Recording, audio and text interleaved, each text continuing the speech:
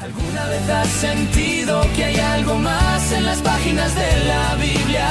Profundiza con nosotros en cada episodio. Exploramos historias, revelaciones y lecciones prácticas que transforman tu vida. Estás escuchando Algo Más en la Biblia. Comenzamos. Bienvenidos a esta exploración personalizada.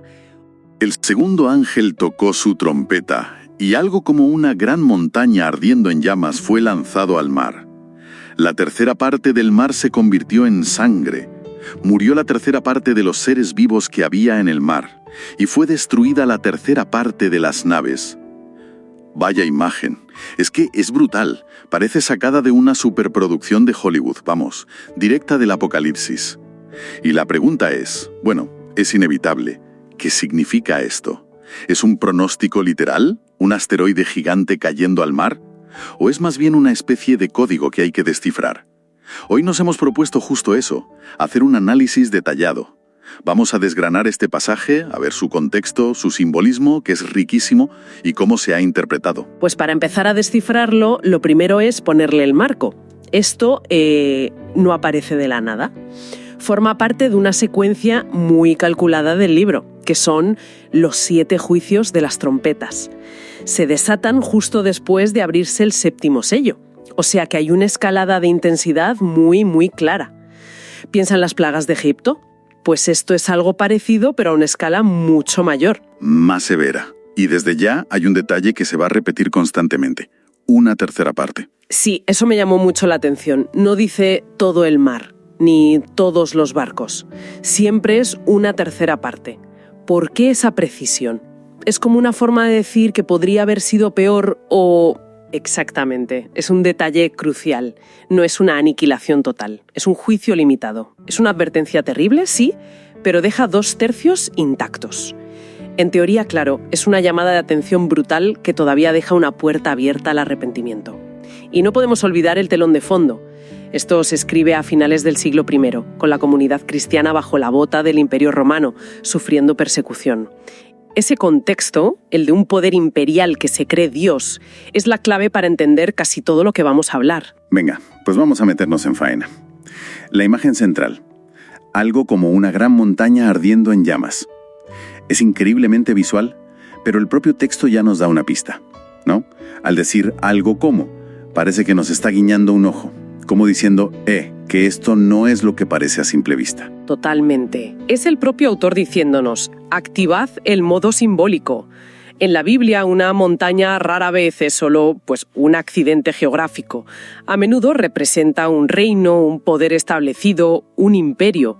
Y el fuego es el símbolo casi universal del juicio divino. Así que si sumas las dos cosas, una montaña de fuego apunta directamente al juicio y la caída catastrófica de un gran poder político. O sea, un imperio que se viene abajo. Un imperio que se viene abajo de forma espectacular. Y para que no queden dudas, el autor tira de referencias. Hay una conexión directísima con el Antiguo Testamento que cualquier lector de la época habría pillado al vuelo. En el libro de Jeremías, capítulo 51, Dios se dirige a Babilonia, el gran imperio opresor, y la llama montaña destructora, y promete convertirla en una montaña quemada. La alusión es tan clara que es casi un neón parpadeante. Entiendo el vínculo, sí. Babilonia como arquetipo de imperio opresor. Pero, a ver, por hacer un poco de abogado del diablo. Para un lector del siglo I que vive en Roma, ¿no estaría pensando en algo más cercano? Por ejemplo, la erupción del Vesubio, que había ocurrido unos años antes, en el 79. Eso sí que fue una montaña de fuego lanzando destrucción. Hombre, claro. Es una pregunta muy pertinente y es una de las interpretaciones que se han propuesto. No se puede descartar, desde luego, que la memoria visual de un evento tan traumático como el Vesubio influyera en la descripción de Juan es posible. Sin embargo, la mayoría de los análisis se inclinan por el simbolismo, por varias razones. Primero, porque el patrón de alusiones al Antiguo Testamento es constante en todo el libro. Y segundo, está la interpretación literal, que también existe. Hay corrientes, sobre todo en el dispensacionalismo, que lo ven como una profecía de un evento futuro y físico, un meteorito, un asteroide que impactará en el océano. Es una lectura, sí, pero el propio lenguaje, ese algo como, sugiere que el significado principal no está en el objeto físico, sino en lo que representa, el colapso de un poder que se creía invencible. Exacto. Vale, aquí es donde la cosa se pone todavía más interesante, creo yo. La montaña de fuego es lanzada al mar. Y el mar, en el Apocalipsis, tampoco es solo una masa de agua salada, ¿verdad? Tiene un peso simbólico enorme. Enorme. Es que el mar en la literatura apocalíptica es un personaje más. Y no uno muy amigable, la verdad. Pero espera, para la mayoría de la gente, incluso hoy, el mar es algo positivo. La playa, las vacaciones, el comercio. ¿Por qué aquí tiene esta connotación tan oscura? Es una cuestión de cosmovisión. Para la mentalidad hebrea antigua, el mar era la personificación del caos, de lo incontrolable, de las fuerzas que se oponen al orden de la creación de Dios. En el Apocalipsis, esto se lleva al extremo. El mar es de donde surge la bestia en el capítulo 13. Simboliza a las naciones paganas, las masas de gente en rebelión. Y en el contexto del siglo I, el Mediterráneo era literalmente el corazón del mundo romano. Era la autopista de su comercio, el escenario de su poderío naval. Vaya, o sea que cuando el juicio cae sobre el mar, no está golpeando un lugar cualquiera, está golpeando el corazón del sistema. Del sistema económico y político mundial de la época. Exacto. Uf, eso lo cambia todo. O sea que cuando Juan habla del mar, no está describiendo un escenario, está describiendo al antagonista de la historia. Y ese caos de repente se convierte en sangre, un símbolo que no necesita mucha explicación. No, es bastante directo. La sangre es muerte, violencia, juicio, y aquí la conexión con el Antiguo Testamento es, si cabe, todavía más descarada. Es un eco fortísimo de la primera plaga de Egipto en el Éxodo. Moisés convierte el Nilo, la fuente de vida y poder de Egipto, en sangre. Aquello fue un juicio directo contra el faraón. Juan está diciendo, ¿recordáis aquello? Pues va a volver a pasar, pero a escala global. Y el efecto es devastador. En dos frentes muy claros. Mueren criaturas y se destruyen barcos. Exacto, el impacto es total. Por un lado tienes el colapso ecológico. La muerte de la tercera parte de los seres vivos no es un detalle menor, es una ruptura del orden de la creación. Es una forma gráfica de decir que la rebelión humana no solo nos afecta a nosotros, arrastra y corrompe a toda la naturaleza. Un mensaje de una actualidad brutal, por cierto. Totalmente. Y me llama mucho la atención lo de los barcos, porque no es solo la naturaleza, es la economía. La destrucción de la tercera parte de las naves suena a, no sé, a una especie de 11S del comercio de la época, un golpe directo al bolsillo. Es que era eso. Para la audiencia original, los barcos eran el símbolo visible del poderío económico de Roma. Cualquiera en un puerto del Mediterráneo veía esos barcos ir y venir, cargados de grano, de vino, de mármol, de esclavos. Destruir los barcos es como hoy colapsar el sistema financiero global. Es un golpe al corazón. Y ahora que lo dices, esa imagen del agua contaminada que se convierte en un lugar de muerte, es imposible no pensar en problemas muy actuales. Los análisis que manejamos señalan que esta visión resuena en contextos muy locales. Pienso, por ejemplo, en un lugar como la provincia de Pichincha, en Ecuador. Allí, la contaminación de los ríos es un problema gravísimo. Para la gente de allí, esta imagen apocalíptica no es una fantasía lejana, es un espejo terrible de su realidad. Absolutamente. El texto funciona a múltiples niveles.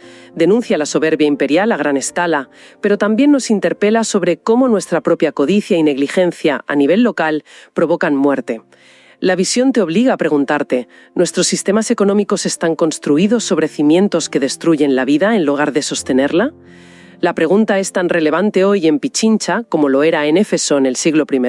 Es que con tantos símbolos potentes, me imagino que esto ha sido un campo de batalla interpretativo a lo largo de los siglos. No todo el mundo lo habrá visto igual, ¿no? ¿Cuáles son las grandes teorías? Pues sí, un campo de batalla es una buena descripción. A grandes rasgos podemos agruparlas en 4 grandes corrientes. Un momento, antes de que te lances, esos nombres suelen sonar a clase de teología.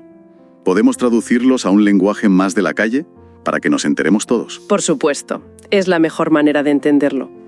La primera corriente es la preterista. Pretérito, pasado. Estos intérpretes creen que la profecía ya se cumplió casi por completo en el siglo I. Para ellos, la montaña de fuego podría ser un símbolo de la destrucción de Jerusalén en el año 70, o como decías antes, el Vesubio. Vale, la visión del esto ya ha pasado. Entendido. Luego tenemos la visión historicista. Estos ven el Apocalipsis como un mapa de toda la historia de la Iglesia. Para ellos, las trompetas se corresponden con grandes eventos históricos. Esta segunda trompeta, por ejemplo, la han asociado con las invasiones bárbaras del Imperio Romano, con los vándalos, por ejemplo. La del está pasando a lo largo de la historia. Siguiente. La tercera es la futurista, que es la que más hemos visto en el cine. Entiende que casi todo el libro describe eventos que todavía no han ocurrido, que pasarán en un periodo futuro de gran tribulación. Para ellos, la montaña de fuego es un asteroide literal, el mar se volverá sangre de verdad y así con todo. Ya. ¿Y la cuarta que me has dicho que es la más común hoy en día en el mundo académico? Sí, es la visión idealista o simbólica. Esta no intenta anclar la profecía a un evento histórico concreto, ni pasado, ni presente, ni futuro. Sostiene que el pasaje revela un principio espiritual eterno, una verdad que se repite una y otra vez. ¿Y cuál es esa verdad? Que Dios siempre juzga los sistemas humanos de poder y opresión que se edifican en rebelión contra Él. Se aplicó a Roma, pero se puede aplicar a cualquier otro imperio. O sea que tenemos 4 maneras de leer este mapa. La preterista dice, ya hemos llegado. La historicista, estamos en medio del viaje. La futurista, el destino está aún por delante. Y la idealista dice, el mapa no es de un lugar concreto, es de cómo funcionan todos los viajes. ¿Sería una buena forma de verlo? Es una analogía perfecta. Resume muy bien las 4 perspectivas, sí. Vale, pues si juntamos todas estas hebras, el juicio medido, la caída de los imperios, la corrupción de la naturaleza y la economía. Si Juan no está escribiendo un pronóstico del tiempo, ¿qué es lo que quiere que su audiencia se lleve de todo esto? ¿Cuál es el gran titular? El gran titular es, sin duda, la soberanía de Dios. En medio de imágenes de un caos absoluto, el mensaje es que nada se escapa de su control. La montaña fue lanzada, no cayó por accidente. El juicio afecta a una tercera parte, es medido, no es una rabia ciega. Incluso en el juicio hay un propósito y un límite. Esto para una comunidad perseguida era un mensaje de esperanza brutal. El imperio que os aplasta no tiene la última palabra. Exacto.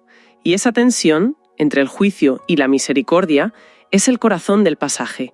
El juicio es real, es devastador, pero la limitación a 1/3 es una llamada de atención, no una sentencia de muerte definitiva. Es la mano de Dios sacudiendo a la humanidad para que despierte. Lo trágico, como el propio libro cuenta más adelante, es que a menudo la respuesta humana no es el arrepentimiento, sino endurecerse aún más. Y una advertencia sobre dónde ponemos la confianza, ¿no? Desde luego. La visión muestra el colapso de todo aquello en lo que el mundo confía.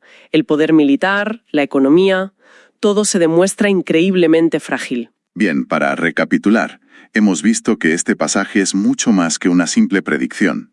Es una visión simbólica muy densa, cargada de referencias al Antiguo Testamento, que habla del juicio de Dios sobre los sistemas en los que confiamos, y que la clave para descifrarlo es entender su lenguaje. La montaña como un imperio que cae, el mar como las naciones caóticas y los barcos como el símbolo de esa riqueza que se desmorona. Exacto. Y quizás, para terminar, podemos dejar una reflexión que conecta este pasaje con el final mismo del libro. A mí me parece fascinante. Pensemos en lo que ocurre aquí. El juicio cae sobre el mar, ese símbolo del caos y la rebelión, y lo convierte en un lugar de muerte. Ahora contrastemos eso con una de las promesas finales de todo el libro, en Apocalipsis 21, versículo 1. ¿Qué dice? Cuando Juan describe la nueva creación, el mundo restaurado por Dios, dice que vio un cielo nuevo y una tierra nueva. Y justo después añade una característica sorprendente, y el mar ya no existía. Es verdad, es una frase que a menudo pasa desapercibida, pero ahora que lo dices, es muy potente. Es muy potente. Y plantea una pregunta para que nos quedemos pensando. ¿Podría ser que el juicio sobre el mar que vemos en esta segunda trompeta no sea solo un acto de castigo? ¿Y si es también el principio del fin de ese orden caótico y rebelde? Quizá no es solo destrucción, sino el comienzo de un desmantelamiento que anticipa un futuro donde la paz perfecta de Dios lo reemplazará todo. Un futuro donde ese mar de caos, de poder imperial y de rebelión simplemente ya no tiene lugar. Envíenos sus sugerencias y comentarios a nuestro correo electrónico ministerio@jesusislife.net. Este programa es una producción de Jesus is Life.